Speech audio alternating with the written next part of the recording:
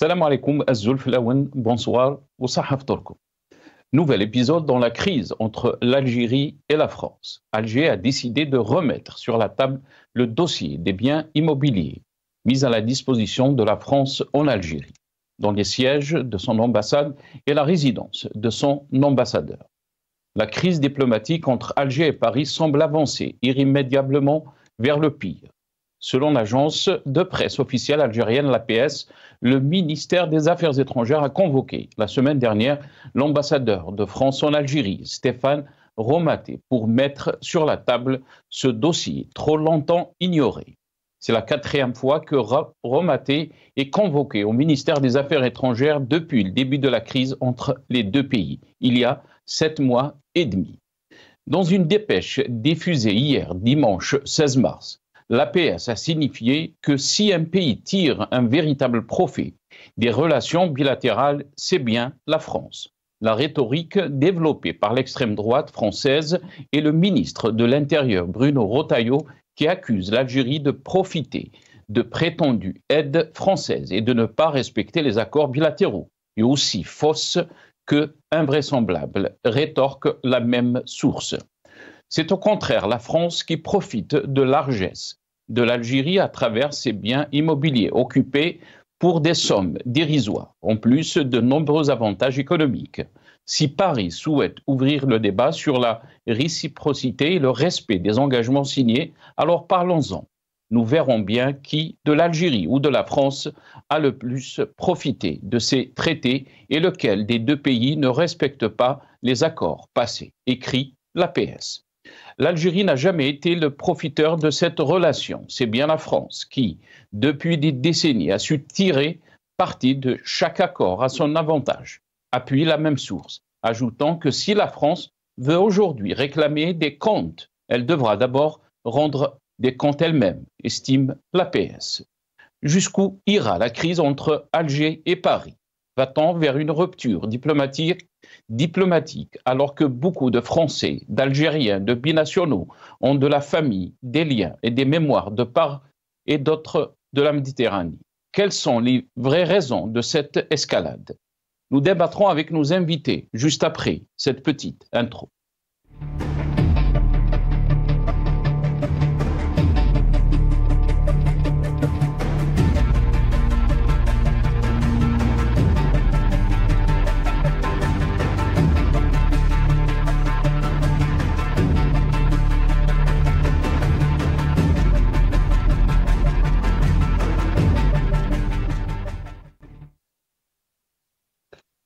APS, quand la France accuse l'Algérie en oubliant ses propres privilèges. C'est le titre de notre émission pour ce soir. Et pour en parler, j'ai le plaisir d'accueillir dans cette émission Adel Khalef, consultant international en télécom, bancaire et économie, qui est avec nous via Skype depuis Londres.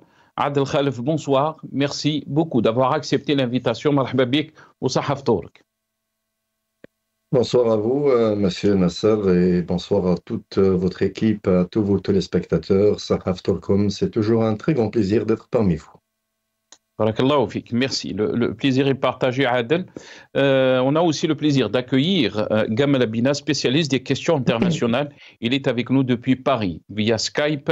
Gamal Abina, bonsoir. Merci beaucoup d'avoir accepté l'invitation. Sahaf Tork. Sahaf Torkom, merci pour l'invitation et puis bonsoir à tout le monde.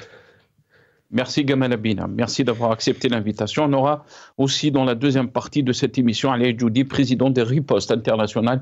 Il sera avec nous depuis Paris aussi par téléphone. Avant d'entamer donc l'émission de ce soir, le débat, on va juste regarder cette petite vidéo, donc la dépêche de l'APS qui a été donc repris par l'ENTV. On regarde la vidéo et je reviens à mes invités juste après. تيه سياسي واضح وتخبط دبلوماسي فاضح بات اليوم يميز المشهد في فرنسا اليمين المتطرف الذي اختلطت عليه المفاهيم وأحرق كل أوراقه الباطلة أصلا في عدائه للجزائر. الممتلكات العقارية الموضوعة تحت تصرف فرنسا على التراب الجزائري ملف ثقيل طرح أمام السفير الفرنسي خلال استدعائه الأسبوع الماضي من قبل الخارجية الجزائرية. ملف لطالما تجاهلته باريس، وهو الذي يكشف بوضوح عن عدم التكافؤ في التعامل بين البلدين، وفي التفاصيل والأرقام حقائق تدحض الأكاذيب والخطابات العقيمة. فعلى التراب الجزائري تشغل فرنسا 61 عقارا مقابل إيجارات رمزية تكاد تكون معدومة. ملفات ما خفي منها أعظم، لكن إذا أرادت باريس فتحها وإثارة مبدأ المعاملة بالمثل واحترام الاتفاقيات فباب النقاش مفتوح، والحقائق يجب أن تكشف.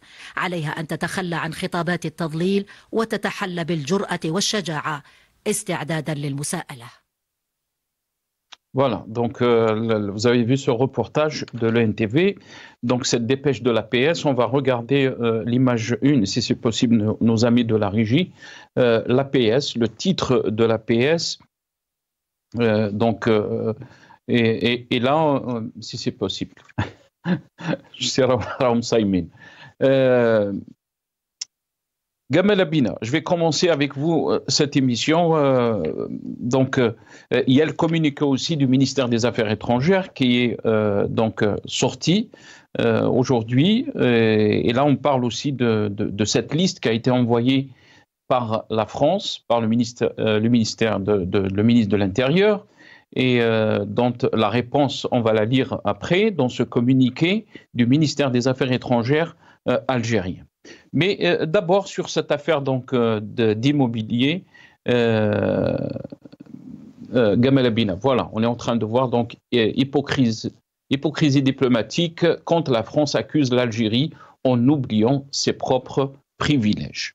Gamal Abina, quelle est votre lecture par rapport donc à cette sortie, à cette dépêche de l'APS, mais aussi le fait qu'on a sorti cette affaire concernant donc les biens immobiliers mis à la disposition de la France par l'Algérie. Quelle est votre lecture par rapport à cette question, Gamal Abina? Il faut déjà savoir ce que sont les biens immobiliers, parce que quand vous allez à Alger, la première chose qui vous marque dans les hauteurs des beaux quartiers de Hydra et autres, c'est l'immense superficie qu'occupe l'ambassade, le consulat, les instances françaises. C'est 14 000 m², c'est pas rien. Dans des jardins ultra sécures, avec d'ailleurs au fronton, je marchais avec mon frère là-bas. Et ce qui nous a marqué, c'est que sur le long du mur, les arbres ont été coupés pour sécuriser l'ambassade. C'est vous dire un peu le niveau de sécurité qui est mis en place. Donc ils ont saccagé une partie de la végétation au profit de l'ambassade de France, qui est énorme. Donc il y a 6 000 m² qui sont consacrés par exemple à l'ambassadeur dans ses résidences. Le tout payé pour 1500 dinars, excusez-moi, 1500 dinars, ce qui fait 10 euros, traduit. Donc tout ça, c'est des réalités, c'est consécutif à la fin de la guerre, aux accords d'Évian, à les accords de facilitation, pour le coup, d'installation des Français là-bas, puisqu'il était censé exister une grande communauté française qu'on appelait les Pieds Noirs, qui aurait dû être prise en charge par ces instances. Bon, évidemment, les Pieds Noirs, quand ils sont partis à la fin de la guerre, il y a 800 000 Pieds Noirs pour être précis qui sont partis, 200 000 qui sont restés jusqu'au coup d'État de 65, et après en 65, il ne reste plus que 20 000 Pieds Noirs. C'est à peu près les chiffres qui étaient retenus. Mais ce qui est sûr, c'est que l'objectif, c'était ça. C'était les accords destinés à faciliter le transfert, la mobilité de ces populations qui étaient considérées comme françaises. Et à côté de ça, le prix du loyer était hautement symbolique. On parle d'un loyer d'une époque où le dinar était plus fort, évidemment, avec un prix qui était quand même largement sous-évalué. Aujourd'hui, évidemment, on est dans des proportions incroyables parce que c'est les beaux quartiers, c'est les quartiers les plus chics. Et c'est le seul endroit où le loyer est à un prix qui ne correspond même pas à un loyer du nord de la France, pour aller dans ce cas de figure extrême. Eh bien, c'est le quartier de l'ambassade. Donc, il y a des avantages réellement en nature importants. Les Français font croire que les Algériens viennent gratter les aides sociales, viennent gratter la CAF, viennent dans les hôpitaux sans payer, viennent faire tout un tas de manœuvres qui leur seraient profitables, oubliant par là même que les Français bénéficient de la même chose en Algérie. Mais c'est un vrai bénéfice pour le coup. Alors que l'Algérie paye, contrepartie, les soins par exemple dans les hôpitaux. Donc ça, c'est des choses qui ont été mises en avant. Pourquoi? Parce qu'on est dans les coups bas. Monsieur Retailleau, qui est un raciste revendiqué, là-dessus, il n'y a même pas de problème de le dire, il a parlé d'une régression ethnique. Donc quand quelqu'un parle d'ethnie, c'est qu'il a un problème avec la race. M. Retailleau est en croisade contre l'Algérie, comme un grand, tout seul, contre l'avis de son président. M. Retailleau, maintenant, met en balance que s'il n'obtient pas ce qu'il désire de l'Algérie avec des menaces explicites, en menaçant, vous ne reprenez pas vos ressentissants, je vais démissionner si je ne suis pas appuyé par mon gouvernement, c'est qu'il est parti dans une démarche guerrière. M. Retailleau a un vocabulaire guerrier. Il dit, nous allons non pas apporter une réponse, mais une riposte. C'est deux mots différents qui ont un sens quand on parle de diplomatie. Il ne respecte pas les us et coutumes de la diplomatie parce qu'il n'est pas diplomate. Et donc c'est M. Retailleau qui est parti en guerre, espérant entraîner son gouvernement dans sa foulée. Il y en a quelques-uns qui sont d'accord. Mais il y a un problème. La problématique aujourd'hui, c'est qu'il parle de questions internationales qui sont liées à la présidence française et en aucun cas à son poste, en l'occurrence, ministre de l'Intérieur. C'est pas le ministre de l'Extérieur. Donc ça pour dire que voilà, les Algériens répondent au coup par coup sur les insultes, parce que c'est très insultant de parler d'un État riche qui viendrait gratter les aides ou je ne sais. Ils répondent au coup par coup en fonction de ce qui est dit en face. Donc c'est de la réponse, effectivement, c'est de la réponse et non pas de la riposte. Mais Retailleau est dans une démarche de riposte. Il est offensif, agressif, violent. Il faut rappeler qu'il est en train de caractériser le fait que les Algériens de France seraient tous un problème pour la France, que nous serions tous des délinquants en puissance, que nous serions tous le problème de la sécurité. Bref, il est en train de récupérer les discours classiques du Front National. Très bien. Mais la question qui se pose aussi, Gamal Abina, c'est que le timing, et pourquoi maintenant? Pourquoi donc on n'a pas essayé de soulever cette affaire, ce dossier, avant? Simplement parce que, comme je le disais très rapidement, comme je le disais, il y a de la surenchère en face. Et pour l'instant, les autorités algériennes prennent quand même le soin de répondre de façon graduée, comme dirait Retailleau. Ils répondent normalement au fur et à mesure aux outrances qui sont en face. Et il faut quand même remarquer en miroir que d'un côté, on a quand même des réponses qui restent quand même très mesurées malgré tout. Et de l'autre côté, on a des réponses qui sont des insultes et des menaces. Donc là, aujourd'hui, pourquoi le timing? Parce que Retailleau dit qu'il menace de démissionner s'il n'obtient pas ce qu'il veut. Et il dit aux Algériens, vous devez les récupérer, sinon il y aura des conséquences. Il va jusqu'à dire, soi-disant, il s'intéresse au bien-être du peuple, qu'il ne frappe pas sur le peuple, mais qu'il va suspendre les lignes aériennes et maritimes. Donc c'est vrai que là, le timing, c'est quoi? C'est des réponses au fur et à mesure, en fonction de la créativité de Retailleau, des réponses clairement qui vont graduellement augmenter. De rappeler que vous prenez pour des caïds, mais en même temps, vous ne respectez pas certaines règles, qu'il y a des règles qui étaient précises avant et que vous ne les respectez pas. Donc aujourd'hui, on va déballer on va déballer le linge sale. Très bien, ok, on va déballer le linge sale. Vous êtes en train de dire, Gamal Abina. Adel Khalef, quelle est votre lecture par rapport donc à cette dépêche de l'APS qui parle donc d'un dossier de biens immobiliers mis à la disposition de la France par l'Algérie? Les Algériens donc découvrent ce dossier, si on peut dire. Pourquoi maintenant? Votre réponse, donc, Adel Khalef? Alors, personnellement, je pense que ce sujet, normalement, est un non-événement. Il n'a même pas lieu d'être, parce que c'est encore une fois à l'image de la texture et de la qualité des responsables que nous avons au niveau de la présidence en Algérie aujourd'hui. D'abord, vous voyez le ministre de l'Intérieur français, Retailleau, moi personnellement, il ne m'intéresse même pas parce que je le trouve un peu trop agressif, je le trouve pas élégant dans sa façon de faire, ne serait-ce que dans l'éthique politique. Je trouve vous savez, la France, c'est la fille aînée de l'Église, c'est un pays qui a 2000 ans d'âge, il y a de vieilles traditions.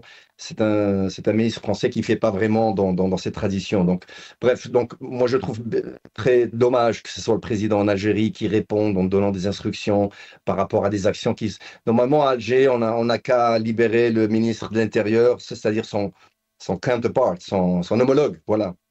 Et à la limite, il faut laisser son homologue s'occuper de lui. Je ne vois pas pourquoi, moi, le président de la République doit intervenir, donner des instructions pour ce dossier qui est complètement ridiculissime des propriétés. C'est un dossier qui est nul de valeur et de substance. S'il était important, on l'aurait sorti avant. D'ailleurs, vous-même, vous venez de mentionner. Pourquoi pas avant? Alors, vous savez, il y a un contrat de location. Bon, d'abord, pour rester un peu dans le sujet, donc toutes ces propriétés qui est maintenant le dossier qui surgit à la surface. Bon, parmi ces propriétés, comme vient de le dire votre invité, c'est vrai que ces propriétés étaient dans le cadre des accords d'Évian. Donc, d'une part, si on n'accepte pas ce qui a été entendu par rapport à ces propriétés, dans ce cas-là, on n'accepte pas ce qui a été entendu dans les accords d'Évian. D'accord? Si on veut remettre en cause ces propriétés aujourd'hui, pourquoi ils ne l'ont pas fait il y a 2 ans, il y a 3 ans, il y a 5 ans? Pourquoi aujourd'hui? Parce parce qu'aujourd'hui, on n'a pas trouvé d'autres moyens, d'autres sujets à sortir, d'autres cartouches à mettre dans leur petit pistolet à eau pour tirer sur la France. C'est pas comme ça qu'on agit. En plus de ça, c'est toujours via voie de presse, c'est-à-dire on n'a même pas cette classe, cette élégance de faire des punchs dans le côté diplomatique. On a toujours besoin de passer par l'APS. Ils sont complètement ridicules. Maintenant, le contrat de location de l'ambassade de France, en l'occurrence, est un contrat de location qui est arrivé à expiration en 2023. D'accord? Bon, depuis, le sujet est resté en suspens. Bon, alors, il fallait, jadis, il y a 2 ans, mettre le dossier sur la table et dire, bon, qu'est-ce que vous voulez faire? Vous voulez payer vos loyers? Vous voulez pas les payer? Vous voulez continuer? Vous voulez garder la propriété? Vous voulez la diminuer? Bon, c'est vrai que quand on voit la taille de l'ambassade de France à Hedra, moi-même... On parle de 14 hectares. Voilà, moi j'habite pratiquement 500 mètres de là-bas. C'est une propriété énormissime, c'est une ville dans la ville. Bon, j'ai vu, moi je suis rentré plusieurs fois là-bas, c'est vrai que pratiquement 80% c'est des jardins, des arbres, etc., etc. À la limite, on ne voit pas l'utilité. Mais bon, ça c'est un autre sujet, moi je ne veux pas rentrer dans les détails. Moi je trouve que c'est très dommage que l'Algérie aujourd'hui se concentre sur un sujet pareil. Pourquoi? Parce que si on a envie de donner de vrais coups à la France, si on a vraiment envie de sortir des éléments probants pour essayer de montrer ses griffes, pour essayer de sortir son torse et de dire oui, nous on est une grande diplomatie, ce qui est très très loin d'être le cas en Algérie aujourd'hui, alors dans ce cas-là, moi je leur dis, si vous êtes vraiment costaud, allez récupérer le canon Baba Merzoug qui est à Brest, allez récupérer les crânes des Algériens qui sont exposés au musée de l'homme à Paris. Bon, on va dire, oui, nous, on a déjà récupéré quelques crânes, etc. Mais non, il faut continuer sur la lignée. Il faut aller sur les vrais sujets qui ont une vraie importance, un vrai impact dans la société algérienne pour que le peuple algérien il puisse constater que les autorités de leur pays sont en train de frapper très fort sur la table pour des éléments qui reflètent l'histoire, qui reflètent nos valeurs, qui reflètent la douleur de la colonie et toutes ces histoires-là dont nous souffrons toujours. Mais par ce dossier, Adel, je m'excuse, je vous ai coupé la parole. Adel, par ce dossier, est-ce que l'Algérie n'est pas en train de prouver qu'elle a aussi des leviers qu'elle peut utiliser contre la France? Alors, écoutez, je vais reprendre votre mot que vous venez d'utiliser, des leviers. D'accord? Bien.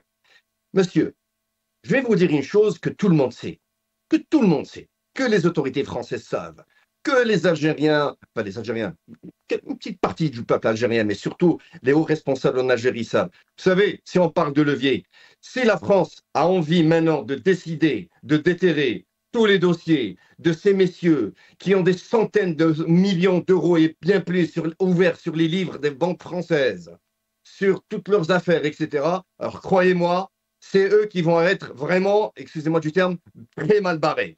Alors, vous savez, je leur conseille de maintenant, encore une fois, donner la valeur à la République et aux institutions de l'État. Toutes ces actions-là, des propriétés, etc., si vous me permettez l'expression, ça c'est le hadra al-adjaïs al-hammam. Ça c'est n'importe quoi. On est en train de parler des propriétés par-ci. Parlez-moi Parlez-moi des intérêts que nous avons pour le peuple algérien qui en France, nous avons 7 millions d'Algériens en France. Continuer d'avoir cette pression diplomatique basée sur du n'importe quoi va engendrer de plus en plus de complications dans les relations entre les deux pays. Et au final, ceux qui vont être impactés, c'est des millions d'Algériens qui sont en France, qui ont des familles en Algérie et vice-versa. Et tout ceci, pourquoi? Parce qu'il y a 2-3 petits bonhommes du côté d'Alger qui ont la pulsion, parce que, ah non, mais moi ceci, moi cela. Mais en réalité, je vais vous dire une chose, monsieur. C'est vrai qu'on a évoqué l'affaire de Boualem Sansal et qui maintenant, soudainement est devenu impliqué dans l'intelligence. Ah, parce qu'avant, il n'était pas, on ne savait pas avant. Avant, Boualem Sansal, il était libre, il partait, il rentrait, il revenait. Ah tiens, c'est bizarrement, avant, il n'était pas dans l'intelligence. Ah, maintenant, il est dans l'intelligence. Ils sont ridicules. Aujourd'hui, il faut penser aux Algériens qui sont en France, établis, qui ont leur famille. Il faut penser aux intérêts, aux intérêts de l'Algérie. Vous savez, Je vais vous donner encore un exemple. Si vraiment l'Algérie voulait utiliser un vrai levier, moi je vais vous donner maintenant un levier solide, un levier costaud. Vous savez, en 2008-2007, l'Algérie avait un énorme projet avec l'Allemagne qui s'appelait Desertec pour l'exploitation de l'énergie solaire dans le grand désert algérien, pour générer de l'énergie suffisante pour alimenter toute l'Afrique. C'est qui l'a bloqué? Eh bien, c'est la France, pour ne pas nuire à leur centrale nucléaire. Ça, c'est un levier sérieux. Vous me sortez, moi, des sujets, là, des maisons, ils sont complètement ridicules. Très bien, restez avec nous, Adel. Gamal Abina, on va écouter les déclarations donc, du ministre de l'Intérieur français, Bruno Retailleau, et je reviens à vous juste après.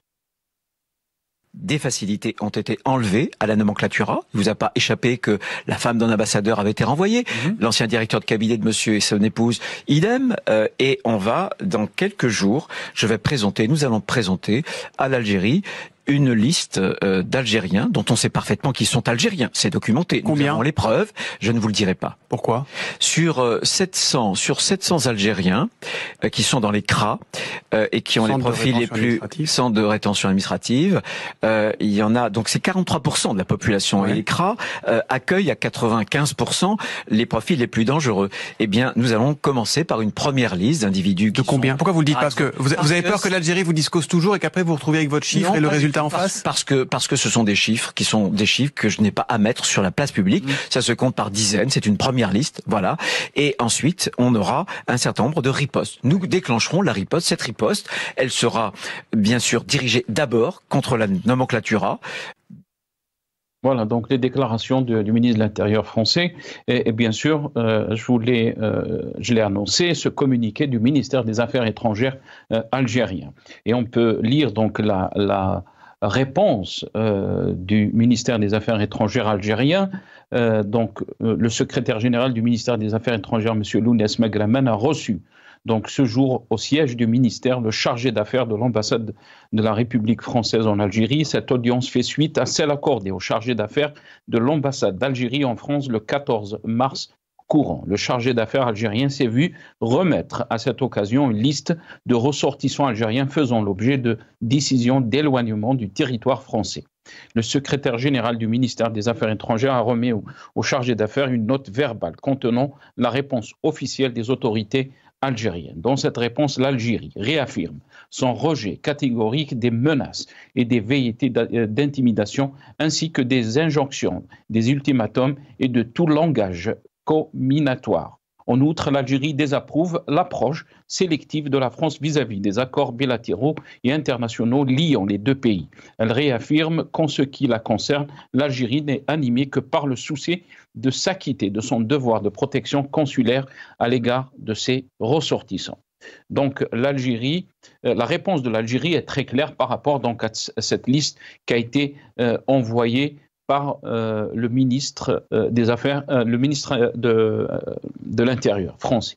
Gamal Abina, votre réaction par rapport donc à ce communiqué du ministère des Affaires étrangères français, algérien, pardon. Vous savez, si quelqu'un pointe une arme sur vous en vous menaçant, vous ne reprenez pas avec le sourire, vous ne dites pas oui, je vais m'exécuter. Quand un homme qui est illégitime, il n'est pas élu, il a été placé alors que l'opposition a gagné les élections, il a été démis de ses fonctions une première fois et replacé à nouveau de force. Cet homme n'a aucune légitimité. Je l'appelle Bruno Retailleau, Gollnisch, Maigret, c'est la même famille. Les Bruno, apparemment, ils ont tous un problème avec l'extrême droite. Je plaisante un peu, mais il faut voir, le communiqué est très clair. On ne prend pas d'ordre de la part d'un ministre de l'Intérieur, qui n'est pas d'ailleurs fondé à le faire, et encore moins de menaces de la part de ce ministre de l'Intérieur. C'est un ministre en sursis, qui va sauter sous peu, peut-être une semaine, un mois, avec une idée, 2 mois, avec un gouvernement qui est sous pression, qui est tenu par le desiderata du Front National. C'est-à-dire que s'ils vont dans la direction de ce qu'aime le Front National, à savoir la radicalisation anti-algérienne, parce que l'obsession c'est l'Algérie, eh bien ça leur convient bien. S'ils n'y vont pas à ce moment-là, eh ben, ils risquent de sauter. Donc on est dans un rapport de force malsain intra-français, avec une agressivité violente de la part de ce ministre, qui est un sous-ministre sans aucune qualité particulière, qui est très limité intellectuellement. D'ailleurs, vous avez vu les fautes d'accord quand il s'exprime, par exemple, sur le CRA. C'est toujours sur le CRA, hein, Centre de rétention administratif. Hein, il fait pas l'accord, le malheureux. C'est un homme qui est limité intellectuellement, qui n'a pas de culture, ça s'entend par tous les pores de la peau, qui réagit et surréagit, et qui menace. Or, dans les relations internationales, il y a une chose qu'on ne fait pas, c'est les menaces directes. Lui, il va dans les menaces directes. Il utilise un vocabulaire guerrier, je l'ai dit tout à l'heure, à savoir de dire des mesures mesures non pas de réponse, mais des mesures presque de rétorsion, des mesures de contre-offensive. On est dans quelque chose de très agressif. Mais là, ensuite, Gamal Abina, la question, je vais vous rendre la parole. Je vais vous rendre la parole. La question qui se pose, la crise n'est pas entre l'Algérie et M. Bruno Retailleau, le ministre de l'Intérieur français. La crise est entre l'Algérie, le pouvoir algérien, et l'État français. Les dernières déclarations de Bruno Retailleau qui a affirmé qu'en accord avec Emmanuel Macron, la France va activer, donc, vous l'avez dit, une riposte graduée. Je vous laisse la parole. Alors, déjà, c'est un menteur. Je vous le dis clairement, c'est un menteur. Il n'est pas en accord avec M. Macron parce qu'il menace maintenant de démissionner. Donc cet homme ment. Il dit en accord avec son gouvernement. C'est vrai que ses copains, son gouvernement le laisse faire, parce qu'ils ont besoin d'un requet qui aboie. Mais en aucun cas, Macron est d'accord avec lui, puisque la veille de la prise de parole de ce monsieur, Macron disait que ça n'est pas sa prérogative. Il était clair. Ça se passe très mal entre lui et Macron, parce que Macron, qui est en difficulté interne aussi, il n'a plus la majorité, il le sait que son gouvernement est provisoire, et que s'il le perd, il sera obligé de composer avec l'opposition, avec laquelle il est d'accord sur rien. Donc non, c'est pas vrai. Il n'est pas d'accord avec M. Macron, c'est un coup de bluff. Mais ça ne m'étonne pas de sa part. C'est pas le premier coup de bluff. Il vous explique par exemple qu'il y a 700 Algériens qui sont dans les centres de rétention administrative. D'accord ? 700 Algériens. On lui demande le chiffre précis de ce qu'il propose à la reconduite, il ne le donne pas. Soi-disant parce que monsieur respecte la loi. Loi qu'il ne respectait pas quand il a essayé de virer de France Manu Militari et hors cadre légal, le fameux Doualem, donc Boualem, il a essayé de le virer parce que ce type qui est insignifiant, en plus, je ne sais même pas pourquoi on en a parlé, tellement il est insignifiant, devait répondre devant la justice de propos violents. Des propos, je le précise quand même, c'est pas des actes mais les propos. Par exemple, des propos, ça peut entraîner des actes. Eh bien, il va faire n'importe quoi, l'Algérie le rappelle à l'ordre, et c'est les autorités judiciaires françaises qui lui disent non, ils ont raison. Donc quand un homme est aussi mauvais, quand un homme est aussi ambitieux, parce qu'il cherche, il veut briller, évidemment, la candidature des LR, il voudrait passer devant son concurrent Wauquiez, eh bien, quand cet homme-là en fait des tonnes, c'est lui qui pose problème. Alors, vous avez raison sur un point. Il y a une tension entre les deux nations, mais c'est une tension qui est multi. Il y a plusieurs éléments, il y a plusieurs supports, multi-supports. Le premier élément, c'est quelques dérapages de M. Macron par rapport à l'essence de l'Algérie, qui serait un produit de la France, par rapport à la rente mémorielle. Bon, bah, tout ça, les choses ne sont pas très malines, mais ça, c'est encore une fois dans un contexte. Et derrière, il a pu se rabibocher. Le second élément, c'est la reconnaissance de la souveraineté occidentale par un pays qui, je le rappelle quand même, est membre fondateur du Conseil de sécurité de l'ONU et donc du droit international. Donc là, il commet une faute, il était prévenu, il y était. Pourquoi ? Parce qu'il a des intérêts. Le troisième élément, c'est l'arrivée de ce nouveau gouvernement qui est clairement anti-algérien. Alors, pas tous, mais on voit bien que Retailleau l'est, on voit bien que le ministre des Affaires étrangères ne fait pas son travail, alors que c'est lui qui devrait parler.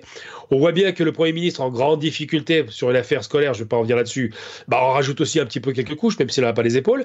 Et on voit bien effectivement que dans cette ambiance générale, on a l'impression, dans ces cacophonies, que c'est un problème gouvernemental de gouvernement à gouvernement. Mais c'est pas vrai. Quand M. Macron dit ces accords 68, c'est moi qui les gère, la relation entre la France et l'Algérie ne doit pas se dégrader parce qu'il y a, alors on estime c'est entre 2 et 6 millions, hein, pas 7 millions, 2 à 6 millions d'Algériens, il y a un problème. Par contre, j'ai quand même envie de rappeler un truc. Je veux bien qu'on trouve toutes sortes de pressions, mais il y a une chose qui est une réalité. L'Égypte ne réussit pas à récupérer son obélisque. Ça fait très longtemps qu'elle la réclame. L'obélisque est toujours en France, c'est un vol. Les Chinois n'ont pas réussi à récupérer tous les trésors qui ont été pillés sur la cité interdite. La Chine, puissance nucléaire, deuxième puissance économique mondiale, ne parvient pas à obtenir ça de la France, parce que c'est des tractations longues. Donc on ne peut pas dire qu'un pays est fort parce qu'il ne récupère pas ses avoirs ou ses biens. Un pays est fort quand il est capable de répondre de façon raisonnée à des gens irraisonnés. Là, en l'occurrence, on ne parle pas de personnes qui réfléchissent.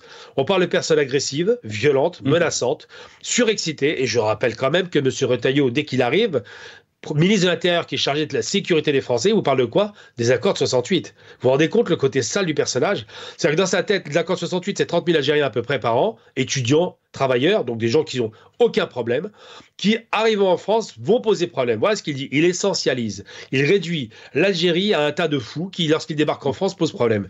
Eh bien, il faut quand même se poser la question sur l'état de sa santé mentale, ce monsieur. Ensuite, rappeler que 30 000 Algériens, ça fait 0,02% de la population.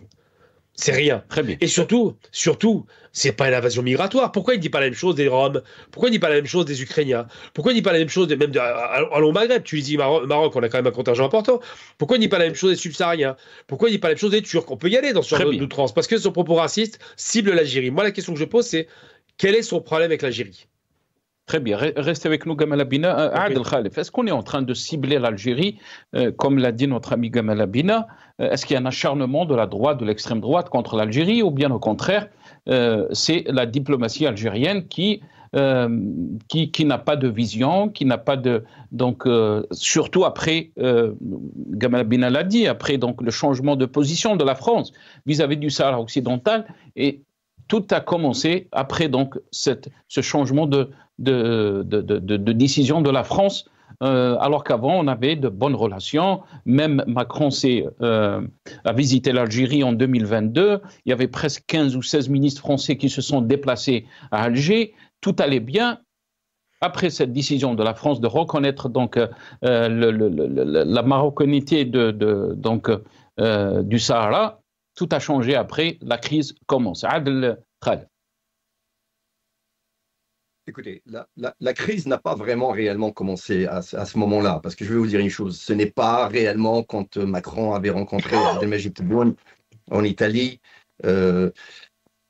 c'était en 2023, si je me trompe pas, je crois. C'était il y a 2 ans, c'est bien ça, quand ils se sont vus en Italie.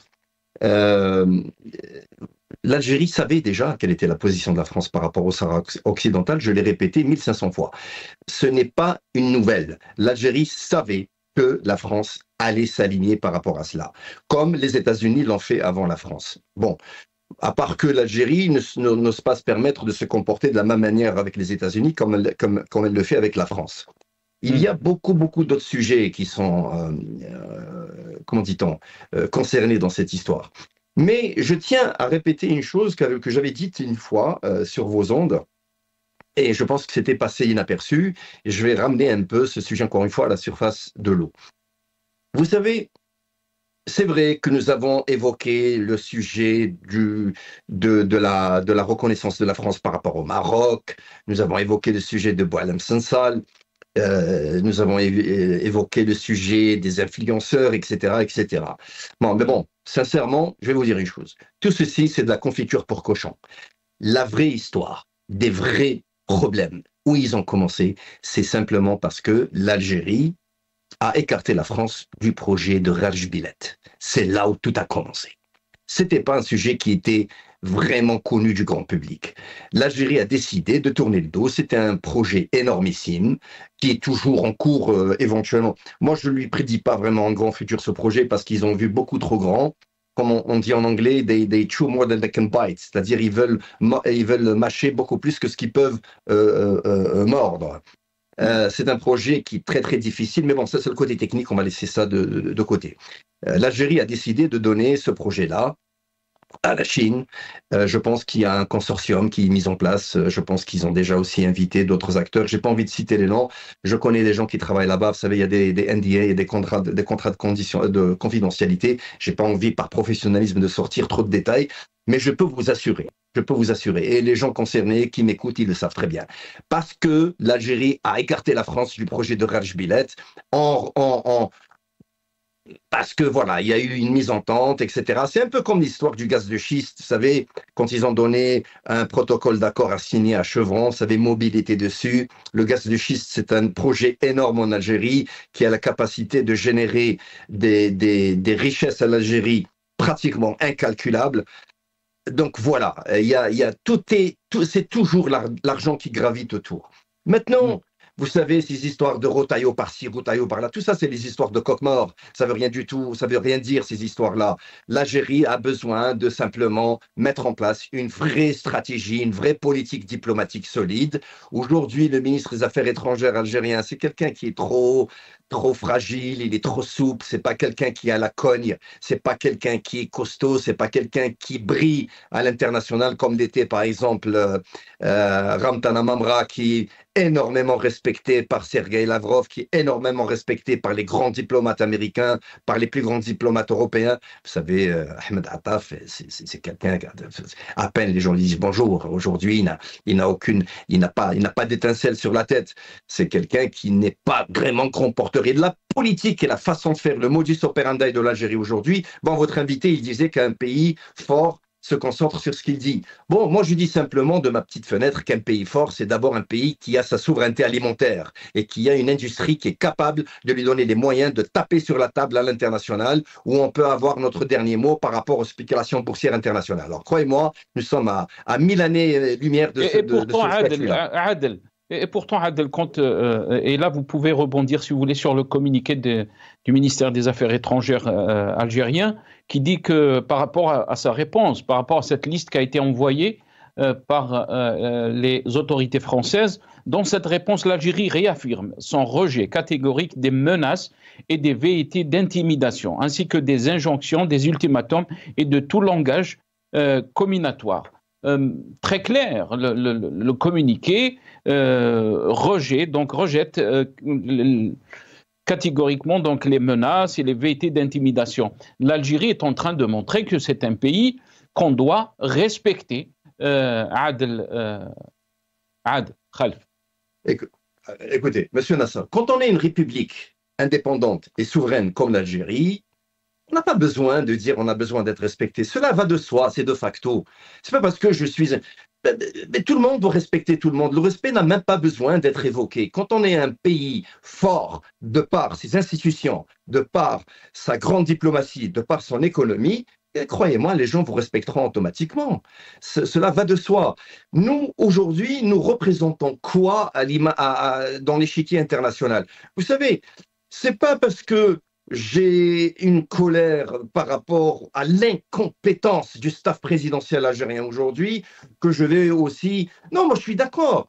Quand on dit qu'on n'accepte pas les menaces, moi je vous dis, Monsieur Retailleau, le ministre français, sa façon de faire, je la trouve clownesque. Je le trouve ridicule. Pour moi, il est ridicule cet homme.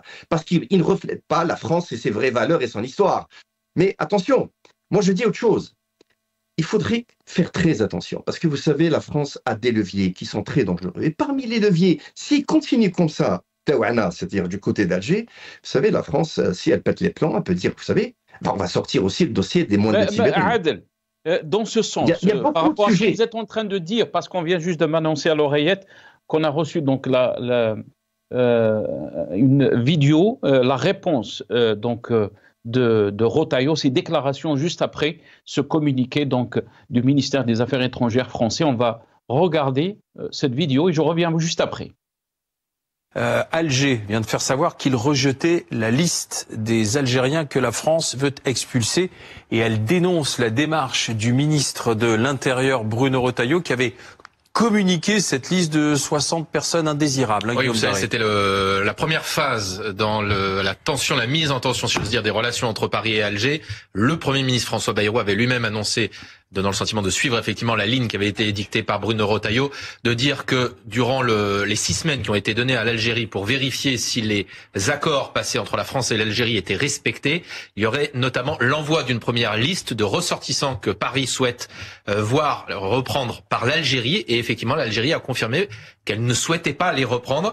Réponse immédiate du ministre de l'Intérieur que j'ai eu il y a quelques instants. Bruno Retailleau m'annonce et nous annonce à BFM TV qu'il va donc déclencher, je cite, la riposte graduée comme le comité interministériel présidé par le Premier ministre l'a décidé, puisqu'à ses yeux, aux yeux de Bruno Retailleau, eh bien les Algériens, je cite, ne respectent pas l'accord de 1994. Donc vous voyez, on va monter, ça y est. Voilà, donc Bruno Retailleau a déclaré qu'il va déclencher la riposte graduée. Adel, très rapidement, et je dois donner la parole à notre ami Gamal Abine.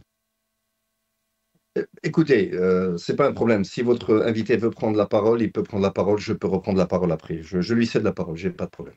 Gamal Abine. Merci à votre invité, Adel Khalif. C'est quand même plus sympa de donner les vrais noms, parce que je crois qu'il me connaît un petit peu quand même. Hein. Ça fait quand même 15 ans que je fais de la télévision, donc je ne suis pas un inconnu. Donc j'aime bien le respect mutuel, s'il vous plaît. Ça serait pas mal. Donc oui, simplement pour dire que, de toute façon, on est dans l'outrance, mais il vient de confirmer ce que j'ai dit il y a quelques minutes. C'est pas Macron qui le drive. Hein. Il est en train de parler de ses ministères. Hein. Il est en train de parler de ceux qui le soutiennent encore. Ils sont pas nombreux. Non, là, on est dans la riposte graduée. Il se croit en guerre. C'est très inquiétant de voir qu'un type comme ça, qui pour moi a un problème psychologique profond, hein, continue à être dans l'outrance. Alors, il faut quand même voir le fond du tableau. La France a toujours refusé de reconnaître ses crimes en Algérie. Bon, c'est pas très malin, mais c'est comme ça. Malheureusement, c'est un pays qui est très arrogant, qui n'a pas la hauteur de vue de se dire on a commis des crimes et on va les reconnaître. La France a surtout, donc cette arrogance du coq, hein, finalement, ils ont bien choisi leur symbole. La France a surtout eu quelques dérapages verbaux, mais ça n'a pas vraiment entamé la relation entre M. Tebboune et M. Macron. Elle se passait bien, elle était bonne. La France a dérapé sur le Sahara occidental, mais là encore, ça peut être dépassé. On voit bien qu'avec l'Espagne, c'est dépassé. La problématique, c'est qu'aujourd'hui, on a des gens au gouvernement qui font ce qu'ils veulent. On se demande qui dirige ce pays. Maintenant, c'est inquiétant. Et on a surtout des réponses vraiment de surexcités. Vous vous rendez compte qu'il n'a pas fallu une journée pour qu'il y ait une réaction immédiate de l'autre, je parle de Retailleau, qui s'autorise à dire on va faire une riposte gratuite. Il se croit en guerre, vous vous rendez compte, hein. Et pourquoi ? Pour des sujets, mais là où je rejoins votre invité, il a raison sur un point, enfin pour le coup, on va se rejoindre, ça fait plaisir. Il a parfaitement raison, il a identifié les problématiques. La perte des marchés, alors ça a commencé évidemment par cette exploitation de mines de fer qui est un marché monumental, qui a été offert à la Chine. La perte des marchés du métro d'Alger, pour ne prendre que celui-ci, ça a commencé là, hein, avec la RATP qui a été dégagée. La perte du marché du blé, où la France exportait pour 5 800 000 tonnes, et il n'y a plus que 600 000 tonnes cette année, et l'année prochaine zéro. La perte des marchés industriels, la perte du bâtiment, de la construction, de l'équipement, de tout ce qui est petit équipement aussi. Donc il y a tout un tas de marchés qui sont passés sous le nez parce qu'ils répondent même plus aux appels d'offres, parce que l'Algérie ne va pas les chercher. Donc ça crée des tensions réelles. Tout à l'heure, il a été évoqué l'histoire Desertec. Effectivement, Desertec, c'est le sabotage de Sarkozy. Mais en même temps, Desertec, on voit, il est installé au Maroc. Maintenant, ça s'appelle la station Nour, centrale Nour solaire. La rentabilité, elle est à rechercher, elle n'est pas très, très au rendez-vous, parce que malheureusement, dans un pays pauvre, on ne peut pas payer l'électricité au prix où il doit être payé. Mais ce qui est sûr, c'est que la raison, le principal moteur qui conduit à des tensions, clairement, entre deux nations, en règle générale, c'est les questions économiques. On voit bien entre la France et les États-Unis ou le Canada et les États-Unis, les questions économiques accélèrent la dégradation. Et les motivations pour déclencher ces tensions, pour fixer la population sur les points de détail, OQTF, le mot magique qu'on a sorti il y a 5 ans, c'est de faire croire qu'il y a un problème de sécurité intérieure. De faire croire que si ces Algériens, ces barbares, puisque c'est comme ça qu'ils sont caractérisés, ne sont pas expulsables, et on prend pour ça deux sages savants qui parlent et répètent comme des imbéciles ce que leur maître leur disent de dire. Hein, je veux dire, je parle sans salle et je parle évidemment de Khalil Daoud qui vont très loin dans l'outrance. On prend ces gens-là pour dire, vous vous rendez compte, ces Algériens qui disent que les Algériens sont les sauvages. C'est-à-dire que dans leur démarche, si l'Algérien le dit, c'est que c'est vrai. Non, c'est pas vrai. Ils sont payés pour ça. Eh bien, tout ça crée des tensions. Des tensions sur quoi ? Sur 30 000... Enfin, sur quoi ? Il a parlé au départ de 700 OQTF. Maintenant, c'était ramené à 60, ça en dit long, parce que le reste n'est pas caractérisé. Il parle d'une invasion migratoire de 30 000 personnes par an, une goutte d'eau dans l'océan français. Il parle pas de l'argent qui est investi de la France, par l'Algérie en France, où on a sauvé les entreprises, je le rappelle quand même. Il ne parle pas de ces biens mal acquis par la SABA à l'époque, qui sont toujours en possession de la France, parce que ça n'a pas été tranché. Il ne parle pas de Bouchouaret, qui aurait dû être expulsé, qui est toujours là-bas tranquillement planqué. Il ne parle pas de ces vrais éléments qui posent problème. Pourquoi ? Parce qu'on préfère attirer la population sur les cas particuliers. Prenons l'exemple de l'affaire de Mela, par exemple, le malheureux Portugais qui a été tué. Vous remarquez qu'en France, on donne toujours l'origine de la personne qui meurt. C'est intéressant. Eh bien, ce Portugais tué par un type, un Algérien, ils vont lui dire qu'il était schizophrène. C'est-à-dire que la problématique, c'est pas l'Algérie. C'est que les services sociaux en France, les services médicaux en France n'ont pas pris en charge cet homme qui était un fou dangereux. Et on fait croire, parce qu'il a crié à la Akbar dans la rue comme un dingo, que c'est un acte de terrorisme. Ça n'est pas du terrorisme. C'est un schizophrène qui a joué le dingue. Et donc ça, c'est pour oublier que le gros contingent aujourd'hui de ce qu'on appelle djihadistes pour faire caricatural ne viennent pas d'Algérie. Ils viennent souvent malheureusement de Tunisie, du Maroc, du Moyen-Orient. Ils viennent de là-bas. Mais Retailleau veut faire croire que l'Algérie serait une sorte de nouvel État islamique qui enverrait en France des gens dangereux et pour lesquels les Français devraient se débarrasser rapidement. Gamal Abine, est-ce qu'il n'y a pas de problème par rapport à notre diplomatie ? La question se pose aussi. Est-ce que notre diplomatie n'est pas agressive ? On a beaucoup de soucis aussi avec d'autres pays, pas que la France. Je pense qu'on a avec nous... Je vais laisser la parole à Adel Khalef, puisque Ali Djoudi aussi nous a rejoint. Ali Djoudi, président de Riposte International, qui est avec nous depuis Paris, par téléphone. Ali Djoudi, bonsoir. Merci beaucoup d'avoir accepté l'invitation. Azul Fillak ou Sahaf Torek. Merci, mes salutations à toi, Nassar, aux téléspectateurs et à tes invités. Merci beaucoup. Restez avec nous, Ali Djoudi. Je vais juste donner la parole à Adel Khalef. Adel Khalef, si vous voulez rebondir, bien sûr, par rapport à ce qui a été dit par Gamal Abina, mais aussi la question se pose, parce que Gamal Abina est en train de pointer du doigt, si on peut dire, le ministre de l'Intérieur français, Bruno Retailleau, mais la question aussi se pose par beaucoup d'observateurs concernant notre diplomatie. Est-ce qu'elle est agressive ? Est-ce qu'il y a une vision dans cette diplomatie ? On a eu beaucoup de soucis ces dernières années avec d'autres pays, pas que la France. Adel Khalef.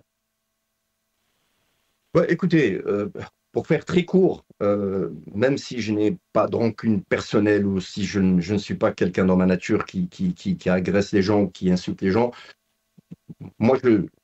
pour moi, Bruno Retailleau, c'est quelqu'un qui n'a aucune prestance, il n'a aucune classe. Sincèrement, c'est pas simplement pas parce que il est en train de faire ce qu'il fait à mon pays, à notre pays, mais c'est surtout sa façon de faire, sa façon de parler. Je trouve que c'est un manque d'élégance extraordinaire et je veux même pas me prendre la tête de parler de ce sinistre bonhomme. Je pense que la France est un grand pays de la diplomatie. Je pense que la France incarne la diplomatie. Peut-être aujourd'hui, il y a un peu de difficultés par-ci, par-là, mais pour moi, je pense il est le ministre de l'Intérieur, Adel Khalef. C'est le ministre de l'Intérieur de ce pays, de la France, que vous êtes en train de dire et de qualifier de grand pays. C'est la direction c'est un programme d'un État, des institutions, si on peut dire. Ben oui, mais cela va de soi. C'est clair que c'est un problème. C'est un grand pays et c'est vrai que c'est le ministre de l'Intérieur. Mais encore une fois, je pense qu'il faudrait laisser, par respect des postes, son homologue algérien répondre, le ministre de l'Intérieur algérien. Maintenant, je crois qu'il faut se focaliser beaucoup plus sur la diplomatie. En effet, comme je l'ai dit plusieurs fois, la diplomatie algérienne aujourd'hui bat de l'aile. Moi, je pense qu'il y a une chose qui est très importante sur laquelle il faut se concentrer. Vous savez, nous sommes en train de voir ce qui se passe dans le monde, surtout du côté des États-Unis. Vous savez, la nouvelle Amérique de Donald Trump, ça m'a presque l'air d'être une nouvelle forme d'impérialisme qui est en train de se mettre d'accord avec un autre impérialisme qui est la Russie. Vous voyez, il y a un très grand rapprochement entre Trump et Poutine qui sont en train de se mettre en place par rapport à l'Ukraine, qui sont sur le point de faire en sorte à ce que l'Ukraine disparaisse. Je ne sors pas du sujet, attention, c'est lié, je vais arriver à ça immédiatement, je vais faire très court. Et il y a en parallèle des pays du Moyen-Orient, notamment l'Arabie Saoudite, où tout est en train de se faire décider là-bas par ces hauts responsables américano, russos, etc., etc. Et donc, vous voyez, la France, la Grande-Bretagne interviennent aussi dans le sillage. Vous savez, il n'y a que des poissons morts qui nagent dans le sens du courant. La France et la Grande-Bretagne aujourd'hui, l'Europe est très affaiblie, très fragilisée. L'Europe est obligée de suivre la force américaine et le rapprochement à la Russie. C'est dans ce contexte-là qu'il est très important pour l'Algérie de soigner sa diplomatie. Parce qu'aujourd'hui, l'Algérie, elle est en conflit ouvert, clair, avec des difficultés diplomatiques, avec beaucoup de pays qui, eux, ont des relations exceptionnelles avec l'Amérique et la Russie, notamment l'Arabie Saoudite et les Émirats. Donc il faut travailler sur l'image de marque de notre diplomatie, notamment avec la France. Qu'on le veuille ou pas, monsieur, la France est un énorme pays, c'est une très grande puissance, c'est la première puissance militaire européenne, si je m'abuse, je ne sais pas s'ils sont devant l'Angleterre ou pas, mais c'est une très grande puissance militaire européenne, c'est un membre permanent du Conseil de sécurité de l'ONU. Je pense qu'il y a urgence pour que l'Algérie maintenant prenne l'initiative de faire un petit pas en arrière et de commencer à parler. Si Rotaillot est en train de faire, excusez-moi de l'expression, le mariole, il faudrait que l'État algérien aujourd'hui fasse une action qui montre qu'on n'a pas envie de donner trop d'importance à sa personne. On s'adresse uniquement au président de la République, on s'adresse uniquement au ministre des Affaires étrangères et faire des propositions. Il faut commencer à éteindre un peu le feu parce que la relation que nous avons avec la France aujourd'hui peut être un reflet avec ce qui pourrait être potentiellement plus tard avec d'autres pays. Il faut soigner son image de marque, sa façon de faire, son modus operandi. Il faut avoir de l'élégance, il faut avoir de l'efficacité, il faut avoir de la diplomatie qui s'adapte, qui soit neutre et qui essaye d'être dans l'optique de résoudre les problèmes et de ne pas plonger en profondeur, comme sortir les affaires. Aujourd'hui, on sort les maisons, demain, on va sortir les histoires de je ne sais quoi. Non, il faut maintenant éteindre le feu et aller dans l'optique de résoudre les problèmes et ainsi le début de la solution. Merci Adel Khalef. Ali Djoudi, sur cette question, bien sûr, désolé Ali Djoudi, on a un peu tardé pour vous donner la parole. Je sais que vous avez un message important aussi. Mais par rapport vous vivez en France, par rapport à cette question de crise diplomatique entre Alger et Paris, on a vu les déclarations, donc, ou la dépêche de l'APS qui a parlé donc de ce dossier des biens immobiliers mis à la disposition de la France par l'Algérie, bien sûr, mais aussi la réponse du ministère des Affaires étrangères qui a refusé donc la liste qui a été envoyée par les autorités françaises. Votre réaction, Ali Djoudi? Tout d'abord, je déplore, je condamne cette guerre de communication, malheureusement, qui n'a rien de diplomatie, qui n'a rien de sagesse. Et je regrette que le pouvoir algérien est tombé si bas qu'il a été relégué au niveau d'un ministre intérieur de la France, comme il a dit, c'est bien dit, c'est Adel, au lieu de s'adresser au président de la République française, au lieu de s'adresser à qui de Darwa, il est tombé dans le piège de l'extrême, qui a été dans le piège de l'extrême droite, et c'est de bonne guerre parce que Rotaillot aujourd'hui se présente comme un héros. Tout seul, il est en train de combattre l'Algérie, l'ennemi de la droite et de l'extrême droite, tout en sachant que le ministre de l'Intérieur est un élément de la droite dure de l'UMP ou des Républicains. Tout simplement, ceux qui vont payer très cher cette guerre, malheureusement, c'est notre communauté. Il y a 4 ou 5 millions d'Algériens qui vont payer. D'ailleurs, les sanctions commencent à tomber. Les sans-papiers n'ont plus le droit de se marier ici en France. Les représailles commencent. Et malheureusement, le pouvoir algérien, j'aurais aimé soutenir le pouvoir algérien, mon Algérie, mais malheureusement nous avons un régime corrompu qui ne s'intéresse pas au peuple, mais plutôt à ses serviteurs, à tous ceux qui ont des passeports diplomatiques, aux privilégiés du pouvoir. C'est pour ça que nous avons lancé, à l'occasion du 19 mars, 62. On va voir cette affiche, allez, Judy, on va juste la montrer, nos amis de la régie. Donc, vous avez lancé un appel, vous êtes en train de dire le 19 mars, date historique du cessez-le-feu, marquant la fin de la colonisation française. Et je vous laisse la parole, allez, Judy.